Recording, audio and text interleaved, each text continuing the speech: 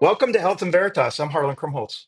And I'm Howie Foreman. We're physicians and professors at Yale University. We're trying to get closer to the truth about health and healthcare. Our guest today is Dr. Sachin Jain. But first, we always check in on current or hot topics in health and healthcare.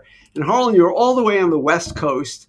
So, what weighty topics do you have to share with us today? Well, look, I have two things I want to hit on today. First of all, as you know, and as everyone listening knows, Los Angeles is on fire. Yeah. And, over the past week, the Palisades and Eaton fires have burned more than 38,000 acres and destroyed all these structures. We're seeing it all the time on the news and, in loss of life as well. I know at least two people who lost their homes, and most people know someone connected I know who's some people. Yep. been affected, and so many people displaced. Firefighters risking their lives. I saw National Guard sleeping in these neighborhoods, making sure that looters and so forth don't get in, and communities just struggling to wrap their head around it. So, I just at least wanted to start with Yeah. with No, that, that's right. 100,000 people are out of their homes right now.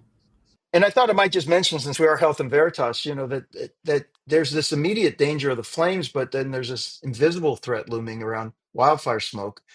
It's more than just this haze. It's and it's more than when we think about poor air quality. As I got to work with Kai Chen in the School of Public Health, and who's really an expert, and there's a big initiative at the School of Public Health around climate that he's leading. And of course, we have people all over campus, forestry, medical school, everywhere. Who are increasingly interested in this topic. But wildfire smoke, and Kai's published about this, is a particular hazard because it's this cocktail of toxic particles that, there's the PM 2.5, or this fine particulate matter, which can penetrate deep into the lungs and enter the bloodstream and cause all sorts of problems. But fires destroy homes and infrastructure, and they release this toxic mix of chemicals. Think about lead, asbestos, arsenic. So that when I first thought about this, I thought, yeah, this is just like bad air pollution, but it's not. It's much worse than that, and it's going to affect people's health for a long time. And people really need to stay inside. There's these recommendations: use an air purifier if possible. Most people lost their homes in these areas, so it's not like you can do that. Masks, some people have masks, but people are dealing with such disruption. So anyway, I just wanted to mention that Yeah. hearts go out to folks, and this is also a big health issue, and we're likely to see, unfortunately, more of these kinds of threats as we deal with climate change. Well, look, let me leave that. I just want to mention one other thing that came out. You just asked me what I was thinking about. So the Lancet Commission, a group of people that were convened by the medical journal, The Lancet, has come out to talk about obesity and our definition of it. So what if I told you that something that affects 1 billion people worldwide may all be wrong because we've been doing all these calculations using BMI, or body mass Sure. index? Sure. And body mass index is your weight divided by your height squared. I mean, somebody came up with that and thought this is a good representation of overweight or obesity. It's But very this imperfect. Right. So this international commission of experts is saying it's not just outdated, but it's misleading. And so they've got this new proposal, and saying the problem with BMI is it's too simple, doesn't account for differences in muscle and fat, body composition, where the fat is located. And everyone always talks about muscular athlete who might have a large BMI but is largely made up of muscle. So the one person on the commission, Robert Kushner, said BMI doesn't provide adequate information about a person's health, and that probably is true. But they dug in and they said, well, we're going to start defining this as preclinical obesity, someone who has excess body fat but no signs of organ damage or other health problems yet. In clinical obesity, when excess fat starts causing harm, instead of solely relying on the BMI, you should be getting other measures. Well, of course, waist circumference, waist hip has always been something, but you can get advanced scans like DEXA scans, which are imaging studies which can give a clear picture of fat and health. So this is going just, to wrap this up, just to say, like, you know, that we've been using BMI for a long time. The trials that we've had of the new drugs have been, had qualifications based on BMI. Now to start saying we need a more complex and nuanced approach makes sense, but how it actually is going to be done, whether it's going to lead people who, for example, are on these meds to be taken off the meds, to not have the Right. meds paid for. How will it get people thinking? Is it going to make us in a position on prevention where we don't act until actually something's happened? So we don't really move on preclinical, but only when there are clinical manifestations. Is this the right thing to do? It can have far reaching consequences, from how doctors diagnose obesity to who gets access to the drugs. And the question is this going to catch on? Is right. There's a big controversy in the obesity medicine field about what the right thing to do is. So I'm just signaling this because people will have read maybe this in the news. It's Sure. not a done deal. It's a proposal that we reconsider it. The idea that we get more precise aligns with our efforts to have precision medicine, have each person get what they uniquely need given their circumstances, their all the information we know about them. But these broad-based categorizations also can be helpful, like BMI, in a directional sense of what's going on with society. And it's very simple. So whatever new system we come to, we have to be careful about not overcomplicating this in terms of trying to figure out who might benefit from what. And like I said, our literature is based on the BMI, including intervention trials. So to start saying we need to start using different definitions, we're going to have to start developing an evidence base based on this before we can even begin to implement it properly. So anyway, it's quite interesting, and another thing that's been in the news this week. We will stay tuned. Great. So let's get to our guest, Sachin Jain, terrific person, and I'm so glad we have him on today. Dr. Sachin Jain is the current president and chief executive officer of SCAN Health Plan and the SCAN Group, a nonprofit offering Medicare Advantage plans. He is responsible for more than 300,000 enrolled members, which is growing rapidly, and he'll give me an update on that in a minute, and manages over $5.5 billion in revenue, also a stale number that I'm sure has already increased. Since he joined the company, SCAN has doubled their revenues, expanded into 4 new states, developed new health plans for women and for Asian Americans, as well as people in the LGBTQ plus community. Prior to taking over the leadership at SCAN, Dr. Jain held myriad leadership positions at healthcare organizations, including CareMore, which is a division of what is now Elevance, Aspire Health, Merck and Company, and working in the U.S. Department of Health and Human Services at both the inauguration of the Center for Medicare and Medicaid Innovation, as well as in the Office of the National Coordinator. He continues to teach currently as an adjunct professor at Stanford. He obtained his bachelor's degree from Harvard, where he graduated magna cum laude, and then his MD and MBA from Harvard Medical School and Harvard Business School, respectively. So first of all, it's a great joy to have you on the podcast. I've been fortunate to know you now for probably about 15 years, and I've followed your career really closely, and you're just a enormously influential person, not just in the work that you do at SCAN, and I want to get to that, but also in your ability to communicate to audiences of all types. You have hundreds of thousands of followers on multiple different social media platforms, and you communicate in a very thoughtful way. And I thought maybe the first thing we could start off with is your most recent piece, or one of your recent pieces in Forbes, where you really were one of the few courageous executives to come out and speak about the aftermath of the assassination of the United Health Group executive.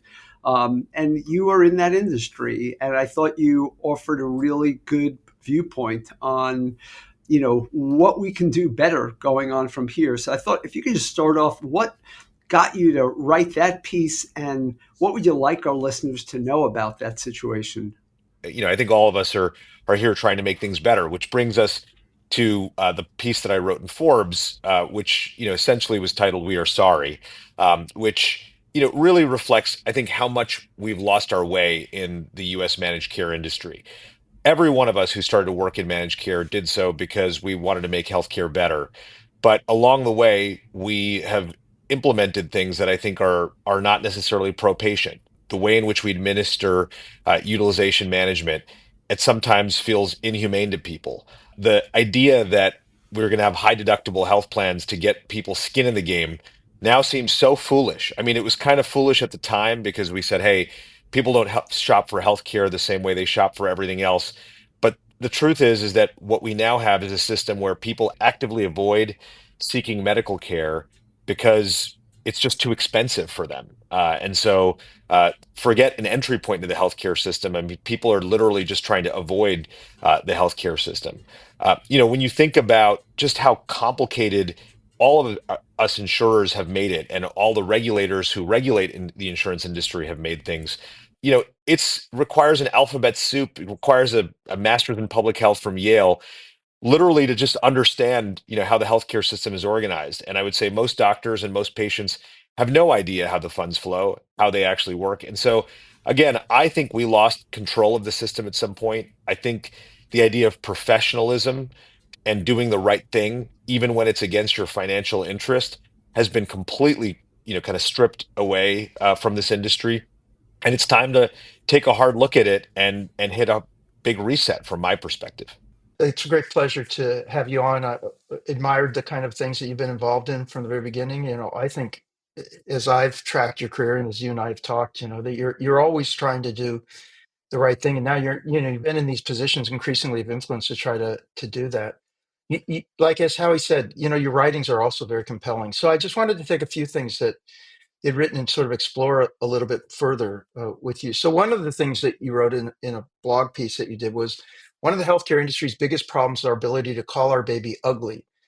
Make no mistake, it's an ugly baby, maybe the ugliest. And when we fail to see things clearly, we normalize the abnormal. We rob ourselves the opportunities to improve. We hold ourselves to lower standards. And in the course of this piece that you wrote, you said that we have to stop celebrating things that are fundamentally anti-patient, to quit representing incremental as innovative. And of course, you're saying from whatever corner of the industry that you work in, but I had the feeling that you were strongly reflecting on this area of managed care and on this side, of trying to organize. I wonder if you could just expand a little bit on the ugly baby idea, the notion that we are celebrating things that are anti-patient, and then what can we do about it? Because so many of these things are embedded in the way that we're organized right now. So, Harlan, years ago, I was being recruited to a very senior position at one of the top, insurers in the country. I met with the head of HR and I said, tell me what makes X company, really special. And they said, it's really our culture and our focus on the patient. And, I've lived in environments, I've worked in environments, I've trained in environments where they really focus on the patient. And most managed care companies contract networks, pay claims, and answer the phone. And usually they don't even do that very well. But there's a gaslighting that happens inside of these companies, a propaganda development that actually happens, which is kind of presents what we do in more heroic terms than we're worthy of. And ordinarily, I'm not that offended by that, to be candid with you. I think every organization needs to create some of its own mythologies to perpetuate, the right kind of culture. But what happens when you say things to yourself like we're all about the patient and you're not, then you stop trying to actually be more about the patient. And so I think that there's a tension between who most healthcare organizations say they are, and then who they actually are. And great organizations, virtuous organizations, struggle with that tension. But then I would say that the struggle in US managed care has largely died. And the struggle in healthcare entrepreneurship has really died. We glorify the latest funding round and we glorify the IPO far more than the impact of the companies. And I think, that culture, that's cultural. And I have a long-standing debate with a handful of people in our industry. They say it's all about the incentives. It's all about the incentives. I mean, they're slaves to the incentives. But those of us who've spent time in clinical training and in clinical settings know that there is a brand of humanity that is not totally slave to incentives, that is about doing the right thing, even when it isn't in your best financial interest. And, you can't plan for or regulate every single situation. And so there is a need for a higher calling. There is a need for a higher professionalism in situations where human life is really concerned. You, you And you know, see, yeah. this is such an interesting point. I just want to hit on it a little bit more because as and this is true in academic centers too. I mean, this is every organization in healthcare has got this issue, which is things are becoming more transactional. The things that we would see in the hallways and in the rooms, historically in medicine was, people spending an extra hour, people investing more for nothing in return. I mean, meaning for everything in return about what it meant in terms of our fulfillment or what we felt our job was or what we felt that we were here for, everything about that, but not in terms of, that I was going to be able to bill more, get paid more, or that anyone would even see me, sit down, hold that person's hand and spend an extra 15 minutes, looking into their eyes and understanding their circumstance when I had other work to do. You know, it was that was what was special about the profession, was that people were consistently, that social capital, were investing in ways that there was no external incentive for, except for your own internal compass about what it meant to be a doctor or what it meant to be a healthcare professional. And this is what I see being lost in the work towards saying, how did you spend every minute? Where are you at every, in every hour? How much productivity measured by, these ways? I'm just going to push you back to is, how do you recapture that? I mean, genie's out of the bottle now. That we've made this turn, and this is what's being lost. Well, it starts with saying out loud what we all know to be true, that the genie is out of the bottle. And I would tell you, I think you invited me to this podcast because I'm a bit outspoken, and I sometimes feel I feel very alone in our space because, among people who have positions like mine, there aren't a lot of them, standing up and saying, you know what, my baby is ugly. My organization could be doing a better job at all of these things. Instead, we do this toxic positivity thing where we're like, oh, we're promoting the affordability of healthcare, or this nonsense line that so many companies use. Oh, we promote whole health. What the heck does whole health actually mean, right? And so the point, I'm trying to make is that this was something I learned early in my public policy studies in undergrad, right? Is how you define a problem influences how you solve a problem.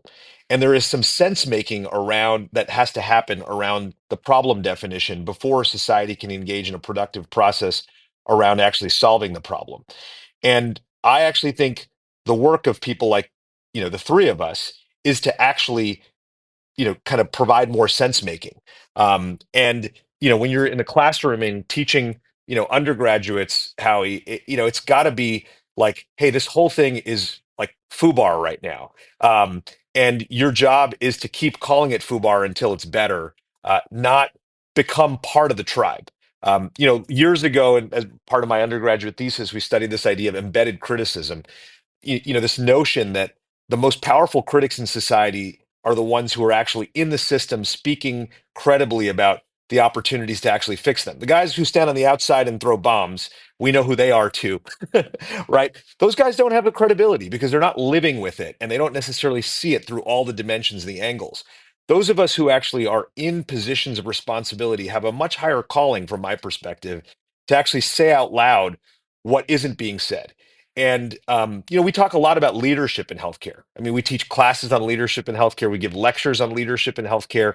But what do? We trot out the usual set of suspects, the CEOs of the big systems, the CEO of the big health plans, and we call them leaders. Um, I remember when I was 12, 13 years old, when we talked about leadership, we talked about Gandhi, Martin Luther King, Malcolm X, people who spoke out against great atrocities in our society at great personal cost to themselves, right? So again, if we're going to change this thing, it's not just about advocating for different incentives. It's not just about pointing at the other sector of healthcare that's driving costs and problems. It's about looking inwards, which is why I wrote the piece, Howie. I mean, I haven't heard, some people have asked me, have you heard from other managed care CEOs? I have not. I'm not waiting for the phone call. I'm not sitting by the phone waiting for the call because, the truth is that the industry reaction after everything that happened with BT and then everything that followed after it was like, let's just play it safe and not say anything. So let me take a step back then. Let's talk a little about Scan Health because, it's at the intersection of two more unique areas in the health plan industry. One is being a not-for-profit. Most of the health plans are now for-profit.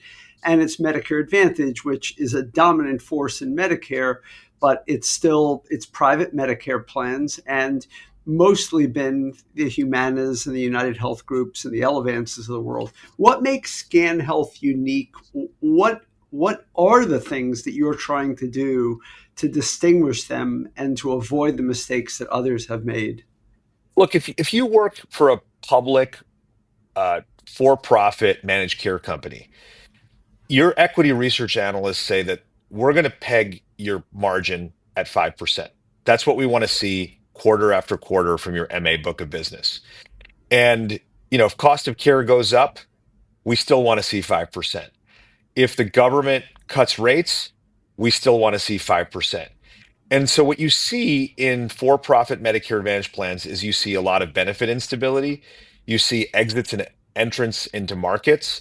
Right. You see um, a lot of behavior that is meant to feed the quarter and not necessarily meant to kind of meet the overall health needs of the people that you serve. One of the great things about working for Scan is that we actually, think long term about our patients, about the communities that we serve. And when there are changes, on the margins, we're able to make decisions that are, I think more pro patient than they are necessarily, for shareholders because we don't have shareholders. That said, I think there's a lot of pressure to conform in this industry. There's a lot of pressure to look like everybody else and to operate and perform like everybody else. But I would say that's a lot of what our board pushes us on is, how do you be different, right? Which is why we did introduce the LGBTQ plus product. That's why we did introduce the women's product. That's why we go into markets where we're not necessarily going to be profitable if there is a real need in that community. And that's how we're trying to show up differently. That's why we maintain our benefit stability even when there are wild fluctuations in rates based on changes in the coding model or base rates that are introduced by CMS. Just one quick follow up. We had a guest on who is Chief Medical Officer of Included Health. Amy Parekh, probably. Oh, right, of course. Yeah, Thank you. of course. Thank you. Yeah, Earl, yeah, yeah, of yeah, course. couldn't Great, think. great person. And Yeah, yeah. and that got me thinking about how do you create products for the LGBTQ plus community, and then reading about Scan and seeing that you had products for women, and I thought for Asians, or at least a new We do. product. We do. We have a Right. new product for Asians. Yeah. So It can you candidly speak? candidly didn't sell. It didn't sell as well as we'd hoped this past year. Um, we believe. Look, this is a very competitive marketplace, Howie, and one of the great advantages of Medicare Advantage, despite some of the flaws that I think its critics point out, is that there is an opportunity to tailor your offerings, to tailor your networks, to tailor your benefits. Um, to actually specifically meet the needs of specific communities. And, in a competitive marketplace where we're trying to win share, we have to do things to attract members. I think one of our great successes over the last 3 years really was our LGBTQ plus product. We have over 1,000 members enrolled in that product, which is more than we have in the whole state of Texas, actually, remarkably. Wow. 1,000 Yeah. doesn't sound like a lot, but in this business, it's actually pretty hard to introduce a new product in a very mature market and actually attract that kind of share. So I think we're speaking to a group of people who, frankly, the rest of the healthcare system doesn't speak to. Right. I want to bounce back to something else that I love so much of what you've written. And there's a quote, though, that stands on you on the web. I can't actually figure out where it comes from. But it said that healthcare is at the beginning of a dialogue with the world. As healthcare providers, we have to ask ourselves the question, what stories are we not hearing? Was that something you wrote? It is something I wrote. It is something I wrote. Wonder if you could just expand on what did you mean by that? What stories we're not hearing? Well, I think, when I've now sat in pharma, I've sat in managed care, I've sat in the federal government, and so much of how we think about solving problems is based on the stories that we hear. But there's so many people who are not in the room, right? This really speaks to healthcare disparities and this question of how we design solutions. And, I think there's a lot of people who are designing healthcare solutions for, San Francisco and not necessarily thinking about Xenia, Ohio, right? I mean, those are the kinds of things that we need to really think about. And when you are, sitting at the top level of top corporations, you're often not hearing from the people you really need to be hearing from. And I think you need to do some active work to actually make sure that you are getting the input that you need to get to begin to design the kinds of solutions that you need to solve for. And again, I think everybody starts out with the best of intentions, right? They attend Howie's course or the equivalent course at different undergraduate schools or medical schools around the country.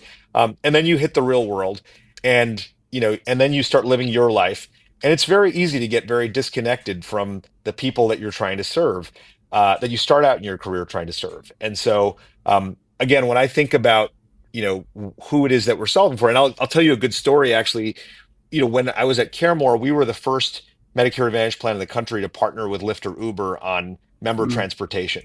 And this yeah. was in 2016 and 2017 that I we I did this. remember that. I Yeah. remember you did Yeah. that. Yeah. Yeah. Yeah. So that was 2017. So I went to a group of 250 of our members at a town hall, and I said, how many of you have heard of Lyft or Uber?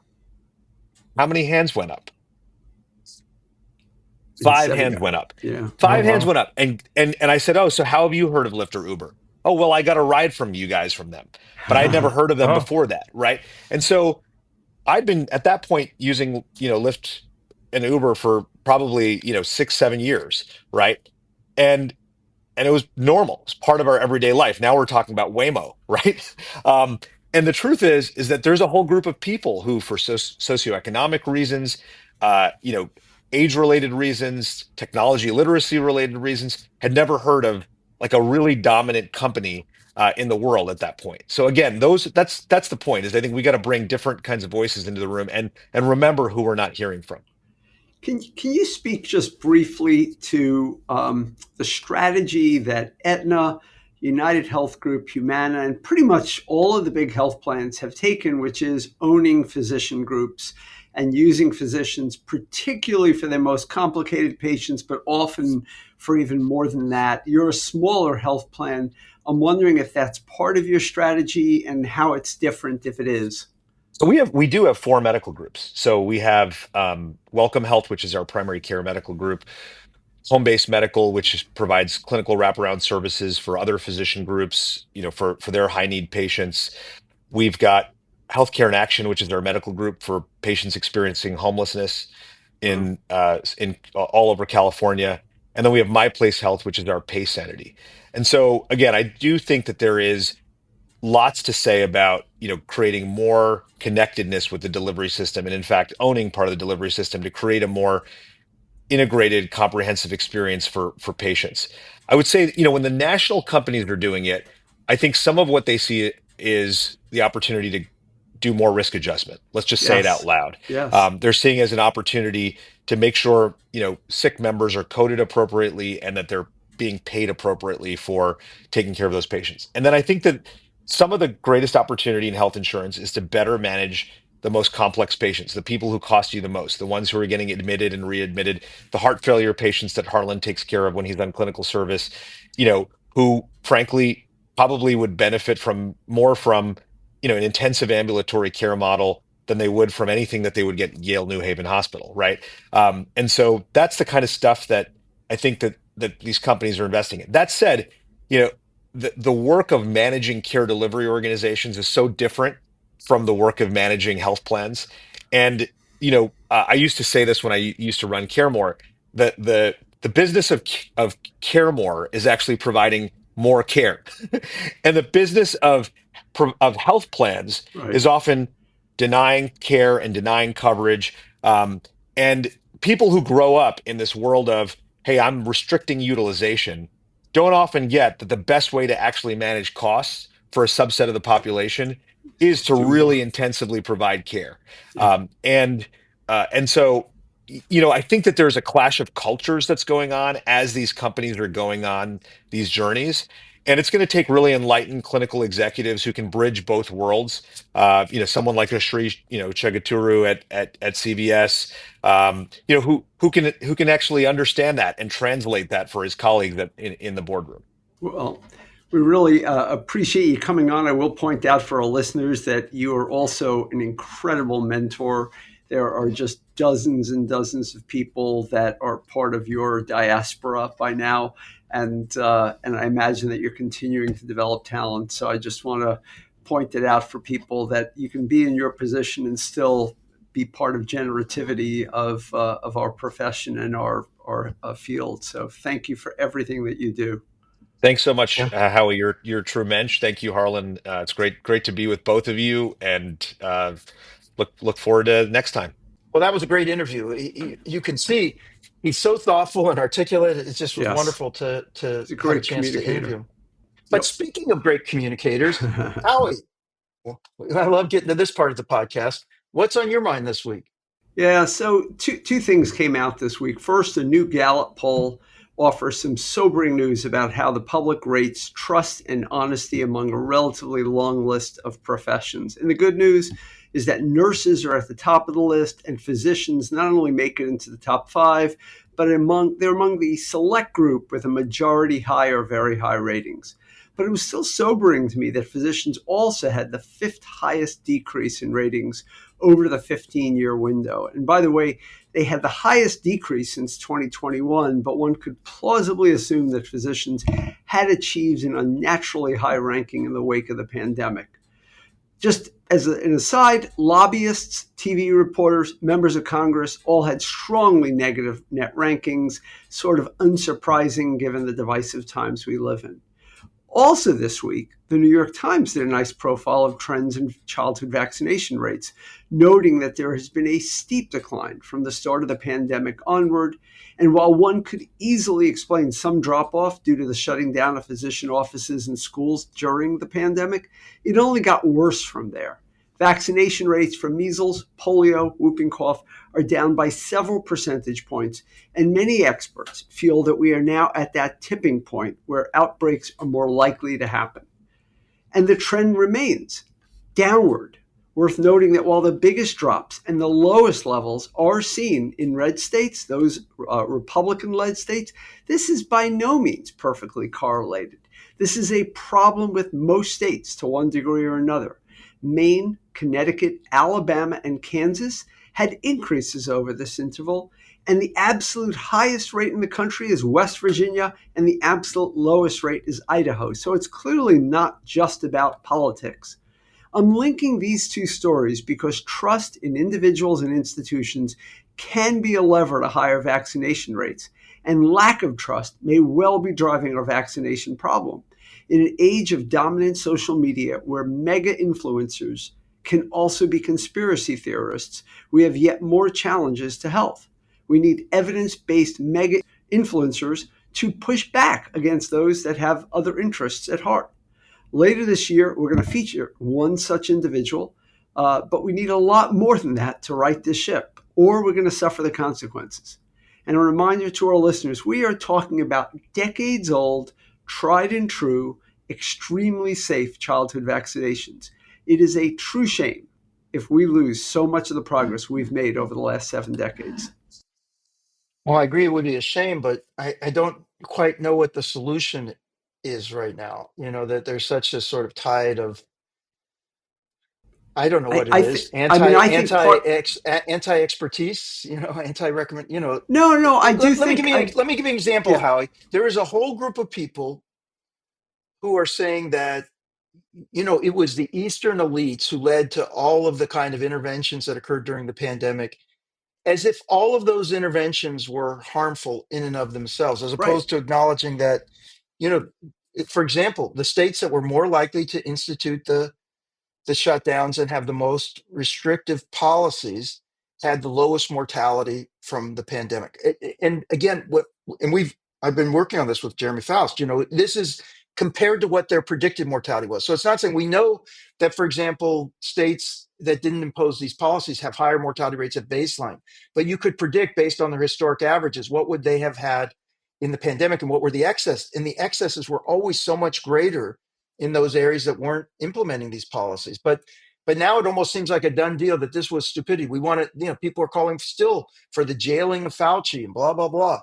There is strong sentiment in the nation that everything was wrong about our response to the pandemic, and it was all because of this expertise. And that bleeds into trust in the system, bleeds into the issue of vaccination. But I don't again, know how you combat it. but that's the point. We're not going to censor. We're not going to stop people from speaking, but we could push back by having similar mega influencers on the side of Yeah. science as there are on the side of conspiracy.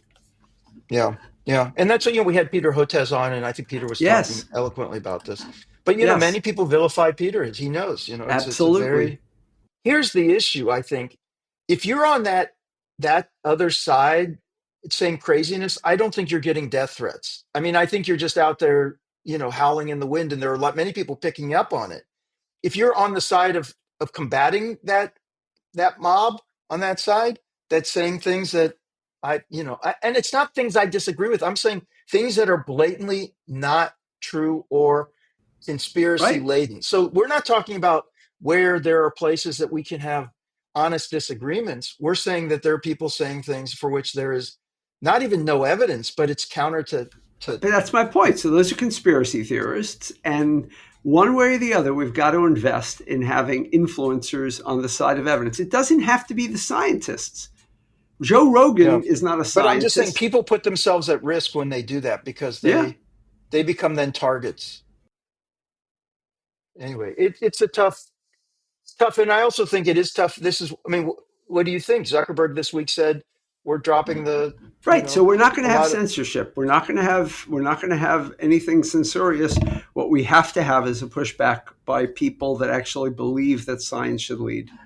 Then you agreed with that decision by Meta? Just Oh, wondering. no, no. Look, I've always felt that they have editorial responsibilities and that they actually should be doing something to be able to control information flow. But I also understand that in today's society right now, anything that comes across as censorious is going to be litigated to death.